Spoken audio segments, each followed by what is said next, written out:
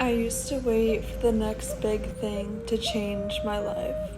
The new diet, the new gym, the next motivational speech or life changing event. But I've learned that transformation doesn't come in the grand moments. It lives in the small, repetitive actions, the ones done quietly, day after day. Change doesn't happen overnight, and that truth tested me. But with time, with enough consistent effort, you look back and realize you've become exactly who you were meant to be.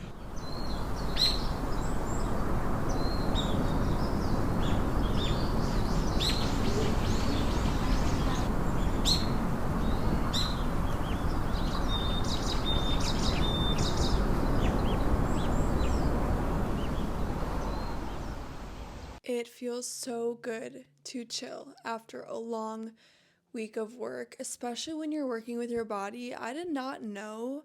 I thought waitressing was bad, but now that I have a cleaning business, I'm constantly bending over, I'm constantly hunched over. On top of weightlifting and working out, I have to use my heating pad like every single night. My boyfriend has to give me massages. Well, we have a little trade off. I give him, he gives me, you know how it is. But my body is not used to this. And I'm like, man, I'm 23 years old. Like, should it be like this yet? Like, I'm still so young. Why am I so sore? But I have never done a job that involves manual labor like this, so I'm like, okay, kind of makes sense. It's Friday. I worked Monday through Friday, and I have one more job tomorrow, but it's really exciting because the owners of the apartment complex are letting me use their pool after I work. So I'm like, this is a win-win. My boyfriend is out of town for the military for since yesterday, actually, yesterday until Sunday, so Thursday to Sunday. And typically in the past, I'm reflecting, I was like, I used to hate when he would go. Like, I would dread it so much. I would feel so uncomfortable. And I never really was that type of person that felt uncomfortable being alone.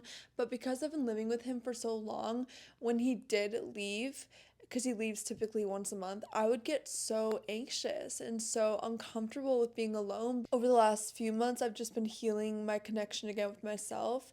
And instead of inviting somebody over or flying somewhere to just avoid the, aloneness, I have been sitting in it, and it feels really good, and it feels really peaceful to just have our home to myself and to be able to do what I want and, walk around however I want, which I typically do anyways. But there's just something about when you're a girl and you're not around your boyfriend or fiance or husband, whatever it may be. It's like you can fully just like open up and not have to care about like looking a certain way. You know how it is.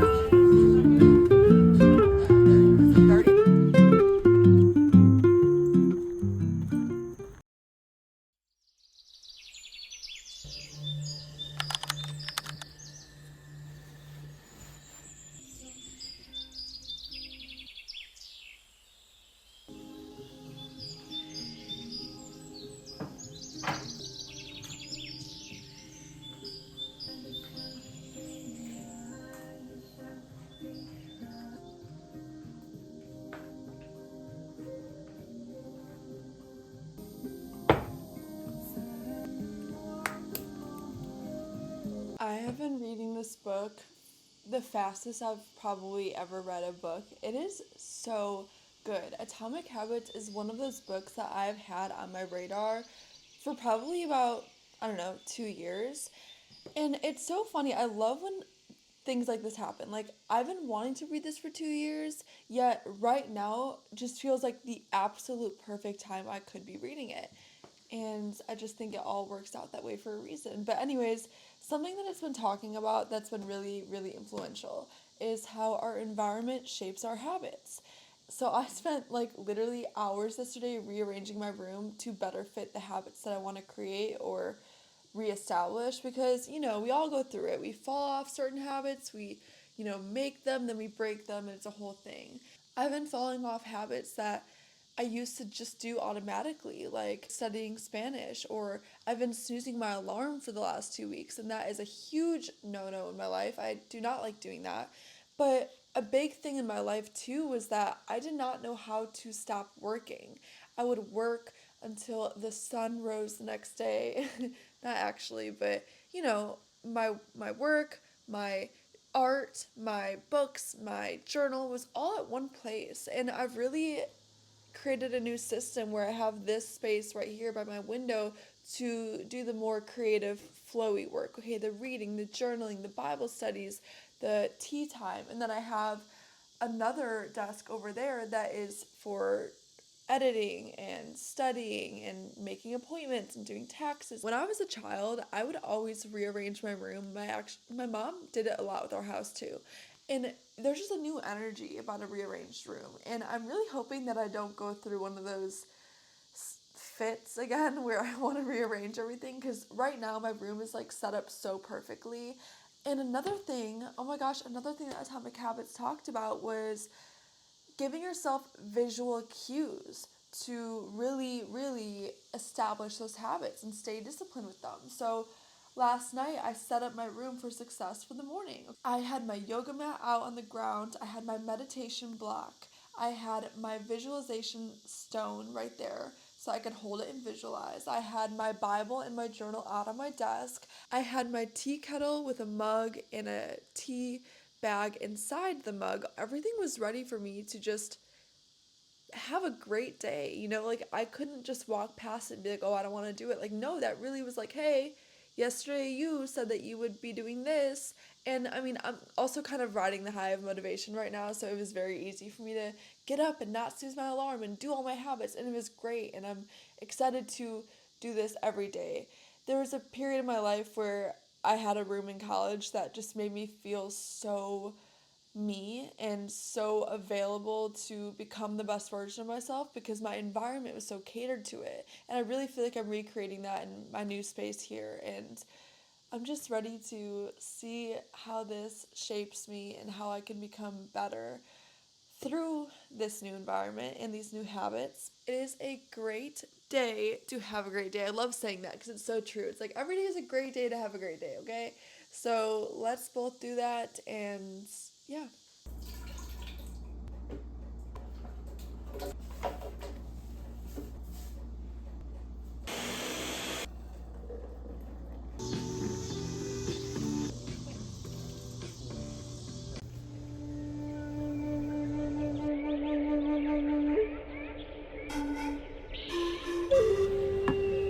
How are you today?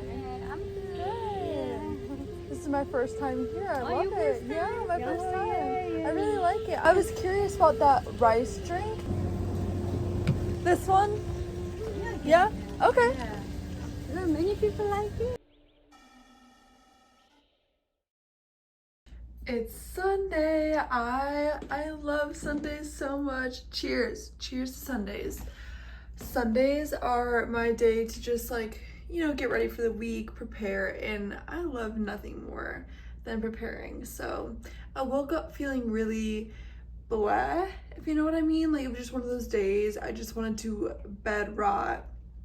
I ate my Cheerios in my bed. I am not proud of that, but I'm going to admit when I'm not, I don't know, doing the right thing, I guess. But it was one of those mornings. But I completely changed it around and I'm feeling really excited and hopeful for a new day. It's a new day, guys. It's a new day to be alive. Every day that we're alive is a great day. It's like that song, every day above ground is a great day. Anyways, it is. But I am about to go over to my boyfriend's grandma's, have some lunch with her, have some dessert and coffee with her, and then do my normal things. I'm taking a full body rest day. I'm so sore from this week of workouts. Typically I go to the gym on Sundays, but I don't know, I might start really resting on Sundays because I need it. I just need it. Anywho's, cheers to a new week, and let's get some things moving. Okay, I love these shoes. I got them from Plato's Closet, and I'm a tall girl, so I need short heels. I need some small heels, but My generation that What do you think?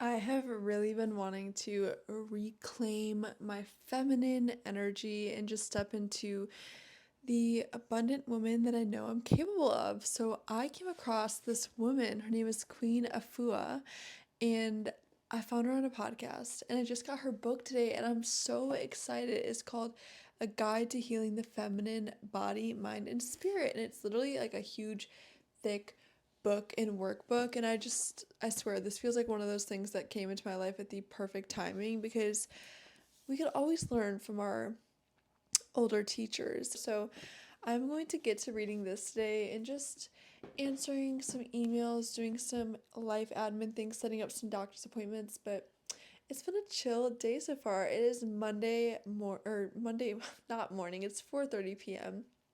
and I'm just gonna make my space a sacred little space. I have my candles. I'm gonna clean up a little bit, do some vacuuming, and just really get the vibe set in here so I could spend the night really just getting things done and feeling centered and grounded in my space. And that's one thing that she touches on in here. I'm so excited to get to that section is like your sacred space and having, a space where you can walk into and just automatically feel like an exhale, just like a deep breath. And I feel like I've done a pretty good job of like making it look aesthetic, but I could always take some more tips and just, the small things like lighting the candles and, like spraying the botanical room spray and just, the little things. It really is the little things that count. So, yeah.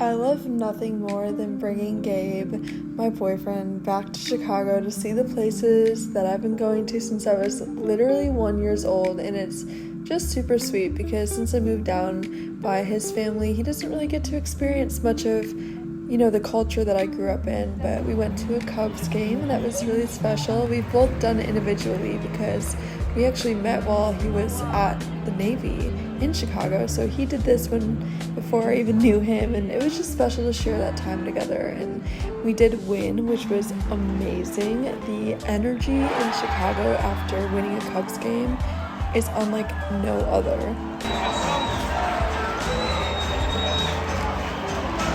Why you can't do this? You can't.